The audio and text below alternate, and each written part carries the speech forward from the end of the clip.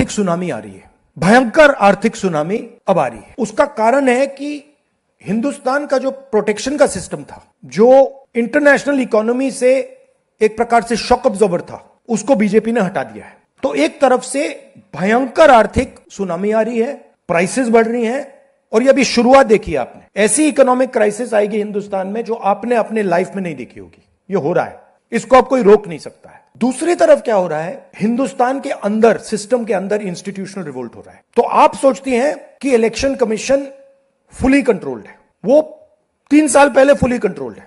Chief election commissioner के messages मेरे पास आ रहे हैं, head of intelligence system, senior judiciary, सारों के सारे रिवोल्ट कर रहे हैं, इंफॉर्मेशन दे रहे हैं हमें। तो जो कंट्रोल का सिस्टम था एक तरफ से, वो कोलैप्स कर रहा है अंदर से, क्योंकि लोगों को दिख रहा है कि जनता का प्रेशर अब ऐसा भयंकर आएगा, अगर हम इस रास्ते पे चलते गए तो हमारे लिए रिस्क हो जाएगा। आप क्या सोचते हो, अगर जनता को मालूम है कि इलेक्शन सिस्टम रिग्ड है और जनता की मतलब इकोनॉमिक प्रेशर, गरीबी, दर्द के कारण जनता में गुस्सा आ गया, आप क्या सोचते हो कि इलेक्शन कमिश्नर को डर नहीं लगेगा कल क्या होने वाला है? तो अब क्या हो रहा है, सिस्टम अंदर से ऐसे हिल रहा है पूरा।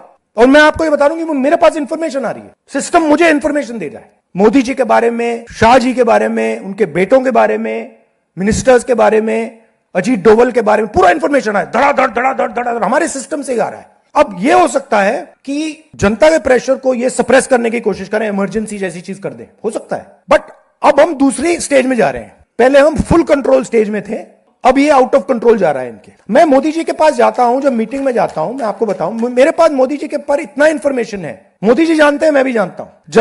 जब मैं उनसे मिलता हूं, भैया आंख में आंख लगाना रहा,